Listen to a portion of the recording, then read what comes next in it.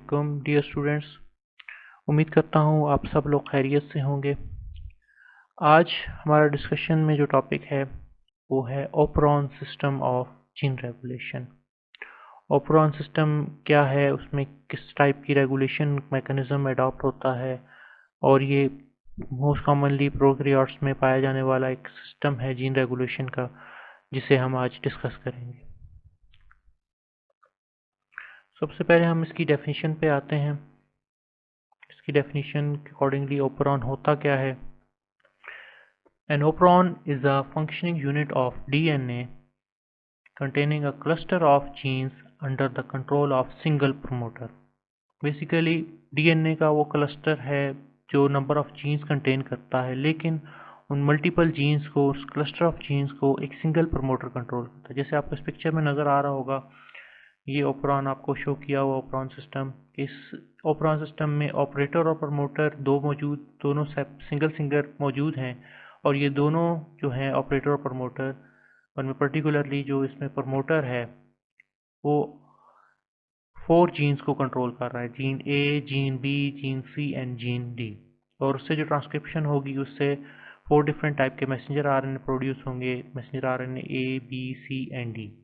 सो single DNA का वो cluster जिसको के अंदर मल्टीपल जीन्स मौजूद हैं, और वो सारे के सारे एक ही प्रमोटर रीजन से कंट्रोल हो रहे हैं, और उनके ऑपरेटर्स भी सिमिलर है, सेम है। तो ऐसे क्लस्टर को हम ओपेरॉन सिस्टम ऑफ जीन्स कहते हैं।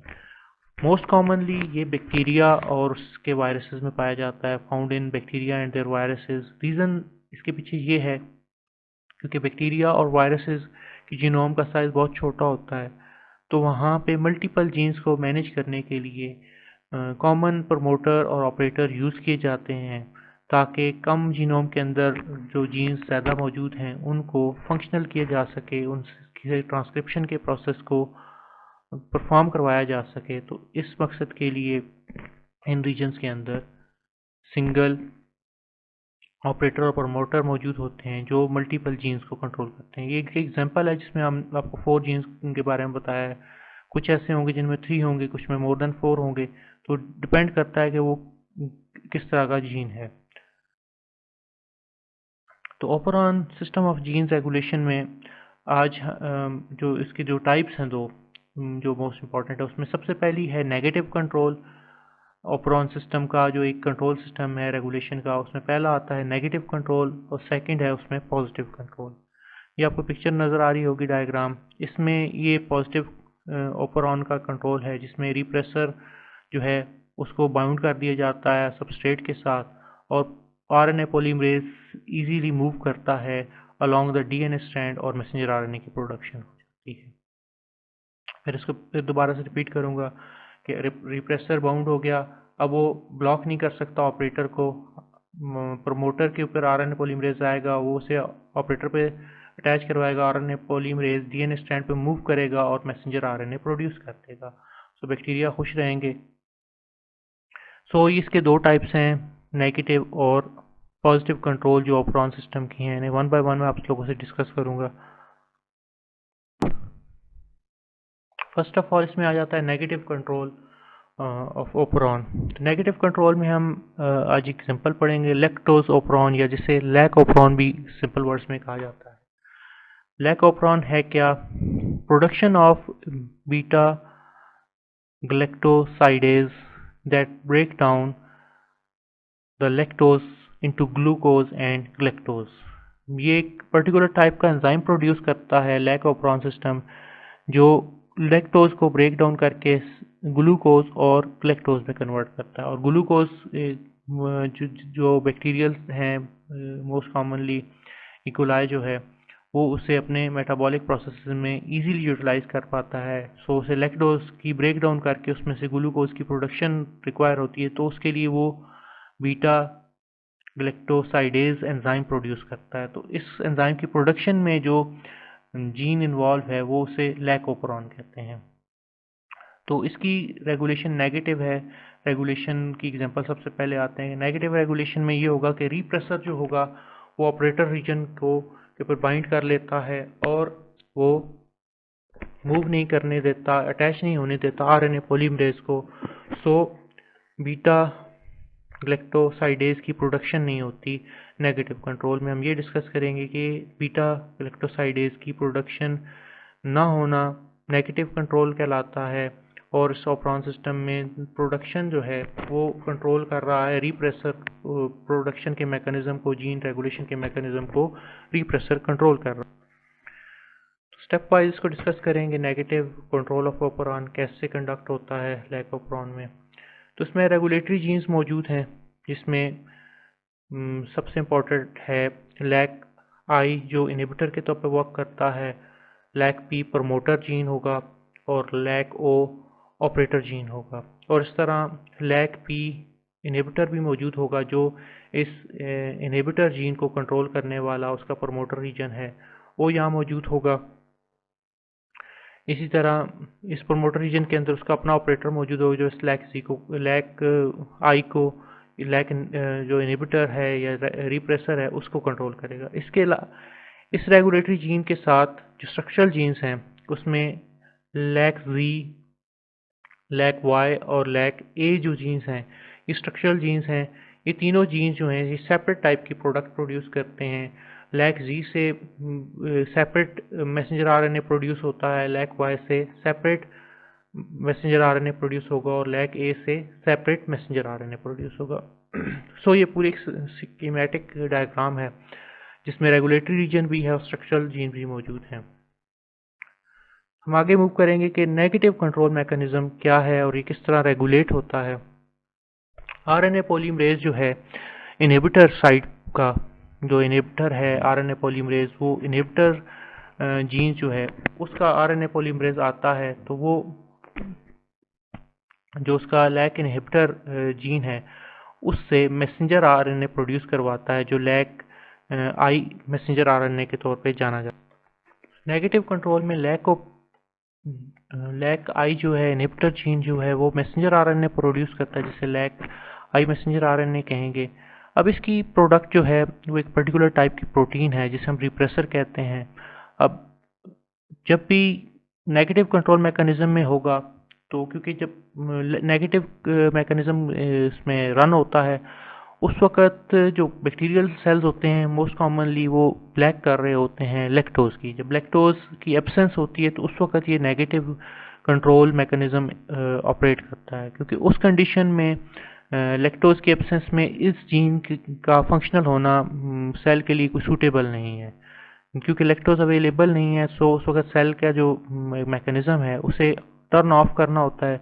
तो उस वक्त जो पर्टिकुलर टाइप का आरएनए पॉलीमरेज है जो उसके इनहिबिटर साइट पे आता है, और वो इनहिबिटर साइट के पास अटैचमेंट होने के बाद जो उसका इनहिबिटर जीन है उसकी प्रोडक्ट प्रोड्यूस करता है, उसकी ट्रांसक्रिप्शन होती है, तो उससे मैसेंजर आरएनए प्रोड्यूस होता है उस इनहिबिटर का।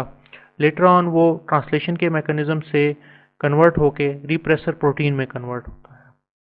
अब ये रिप्रेसर प्रोटीन जो है ये ख़ास मैकेनिज्म इसका है, इसने ऑपरेटर के साथ अटैच होना होता है, और ये ऑपरेटर के साथ जब अटैच होती है तो लैक ऑपरेटर जो है लैक्टोज का जो ऑपरेटर है लैक्टोज लैक ऑपरॉन जीन का, उसको उसके ऊपर आरएनए पॉलीमरेज की अटैचमेंट को रोक देती है। सबसे पहले ये ऑपरेटर के ऊपर जाके अटैच होगा, जब रिप्रेसर प्रोटीन प्रोड्यूस होगी तो ये इस पर जाके अटैचमेंट क्रिएट करेगी।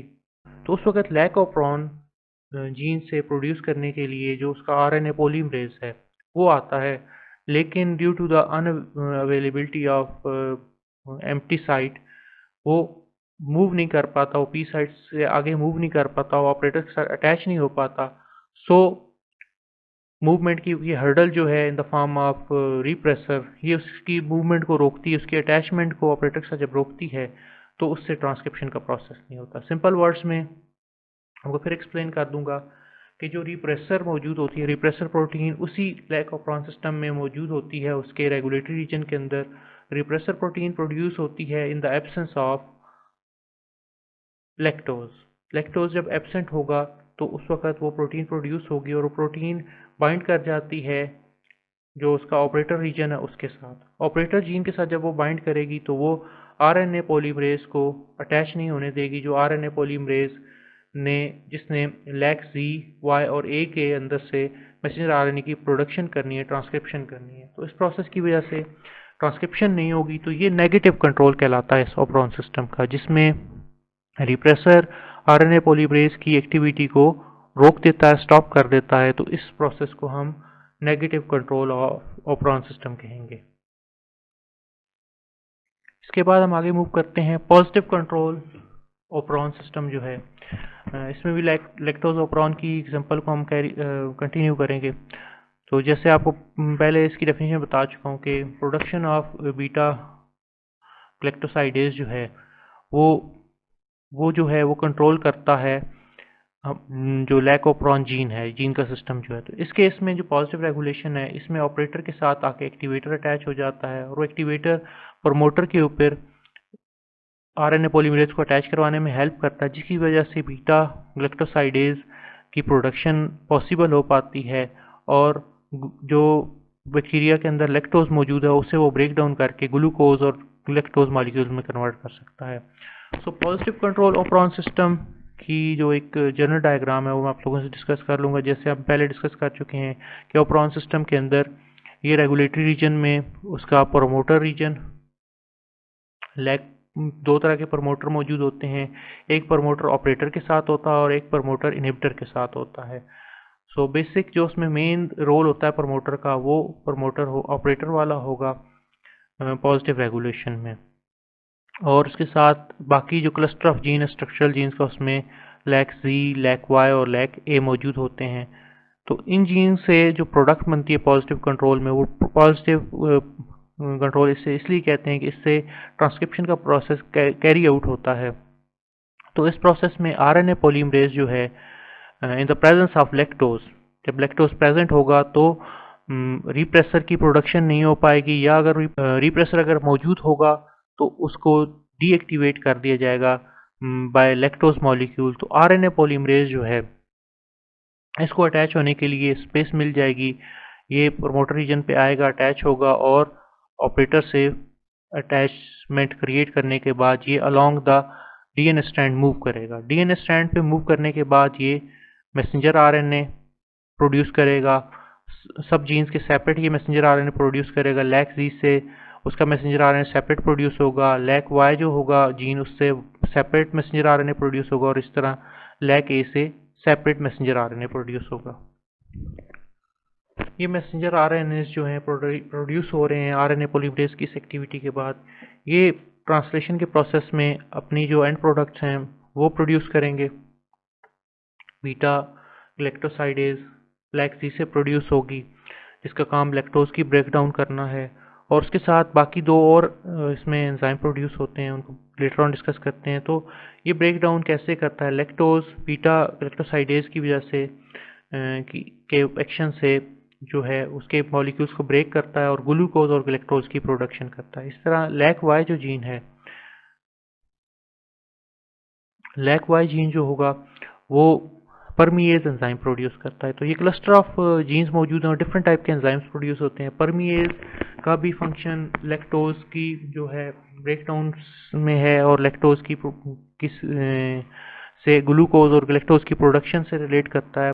परमीएज एंजाइम जो है ये लैक्टोज की अवेलेबिलिटी जो है विद इन सेल उसको फैसिलिटेट करता है, उसकी जो मेम्ब्रेन्स हैं उनको परमिएबल बना के, ताकि आउटसाइड द एनवायरनमेंट जो होगी सेल से उसमें जो लैक्टोज मौजूद है वो इनसाइड द सेल मूव कर जाए। तो movement of lactose to the cell जो है उसे कंट्रोल करने के लिए परमीएज की प्रोडक्शन होती है, और ये इंश्योर करता है कि उसकी जो अवेलेबिलिटी है लैक्टोज की मौजूद है, तो सराउंडिंग में जितना लैक्टोज है उसको सेल के अंदर लाने के लिए परमीएज मेम्ब्रेन्स को परमिएबल कर देता है, उसमें से उसकी मूवमेंट को ईजी कर देता है। और एंड में एक जो इसमें एंजाइम प्रोड्यूस होता है वो ट्रांस एसिटाइलेज है, लास्ट वन जो लैक ए से आएगा। और इसका फंक्शन ये है कि ये जो टॉक्सिन्स मौजूद होती हैं सेल के अंदर, प्रोडक्शन ऑफ लैक्टोज से ग्लूकोज ग्लैक्टोज की प्रोडक्शन के दौरान जो टॉक्सिन्स प्रोड्यूस होती हैं उनको रिमूव करने के लिए, उनको डिग्रेड करने में ये हेल्प करता है। इस पूरे सिस्टम में तीनों एंजाइम अपना अपना फंक्शन परफॉर्म करते हैं, लेकिन तीनों एंजाइम लैक्टोज से रिलेटेड होता है फंक्शन। फर्स्ट वन लैक्टोज की ब्रेकडाउन करता है, सेकेंड लैक्टोज की अवेलेबिलिटी को इंश्योर करता है, और थर्ड वन इसमें बनने वाली बाई प्रोडक्ट्स जो हैं लैक्टोज की ब्रेकडाउन के दौरान उन वेस्ट मटेरियल्स को डिग्रेड करने के लिए, रिमूव करने के लिए ट्रांस एसिटाइलेज जो है वो अपना फंक्शन परफॉर्म करता है। अब जैसे हम पीछे पढ़ रहे थे कि ये पॉजिटिव कंट्रोल मैकेनिज्म कैसे है, ये कैसे रन हो गया, इसमें कोई रिप्रेसर नहीं आया, तो रिप्रेसर इसमें भी प्रोड्यूस होते हैं। जो आरएनए पॉलीमरेज है इनहिबिटर का, वो अपना फंक्शन परफॉर्म करता है और वो अपने मैसेंजर आरएनए की प्रोडक्शन करता है। मैसेंजर आरएनए से उसका रिप्रेसर प्रोड्यूस होता है। वो रिप्रेसर जो है उसने बेसिकली अटैच होना होता है ब्लैक ऑपरॉन के जो ऑपरेटर है उसके साथ, लेकिन जो लैक्टोज मॉलिक्यूल जब अवेलेबल होते हैं तो वो उस रिप्रेसर के साथ खुद को अटैच करवा लेते हैं। जब लैक्टोज जो है लैक्टोज के मॉलिक्यूल जो है वो एज अ इंड्यूसर वर्क करते हैं, तो इंड्यूसर का एक्शन जो बॉन्डिंग है रिप्रेसर के साथ वो उसकी कॉन्फ़िगरेशन को चेंज कर देती है। जब वो इस शेप में आ जाता है, जब उसकी कॉन्फ़िगरेशन चेंज हो जाती है, तो इसकी ये कैपेबिलिटी कि ये ऑपरेटर के साथ अटैच हो सके वो ख़त्म हो जाती है। सो इसकी अटैचमेंट ऑपरेटर के साथ नहीं हो पाती और ये इनएक्टिव हो जाता है। जो उसका इनहिबिटर जो है रीजन जो है वो एक्टिविटी परफॉर्म नहीं कर पाता। सो जो ऑपरेटर रीजन है वो इजी रहता है, वो अवेलेबल है हर वक्त आरएनए पॉलीमरेज को अटैच करवाने के लिए। सो आरएनए पॉलीमरेज उसके ऊपर मूव करता रहेगा, अटैच होने के बाद मैसेंजर आरएनए प्रोड्यूस करता रहेगा लैक सी, वाई और ए के। तो इस तरह ये जो मैकेनिज्म है ये इसे हम पॉजिटिव कंट्रोल कहते हैं, क्योंकि इसमें रिप्रेसर को सबस्ट्रेट जो है वो कंट्रोल कर लेती है और वो उसको अपने साथ कम्प्लेक्स बना लेती है, जिसे हम रिप्रेसर इंड्यूसर कम्प्लेक्स कहते हैं। तो उसकी वजह से ये ऑपरेटर से अटैच नहीं हो पाता। सो ऑपरेटर जो है वो फ्री है और वो मैसेंजर वो आरएनए पॉलीमरेज को अटैच करवाएगा, जिसकी वजह से प्रोडक्शन ऑफ बीटा ग्लैक्टोसाइडेज, परमीएज और ट्रांस एसिटाइलेज एंजाइम्स की प्रोडक्शन जो है वो पॉसिबल होगी। सो लैक्टोज की ब्रेकडाउन और उसकी अवेलेबिलिटी सेल के अंदर और उसकी ब्रेकडाउन के दरमियान बनने वाले वेस्ट मटेरियल सब के सब जो हैं इन तीनों जीन्स के एक्शन से कंट्रोल हो जाएंगे। सो रिप्रेसर के कंट्रोल होने के बाद आरएनए पॉलीमरेज कंटिन्यूसली अपना फंक्शन परफॉर्म करते रहेंगे, जस्ट लाइक दिस वन। बेटा यहाँ तक हमारा आज का लेक्चर था। नेक्स्ट वीडियो तक के लिए अल्लाह हाफिज़, फ़ी अमानिल्लाह।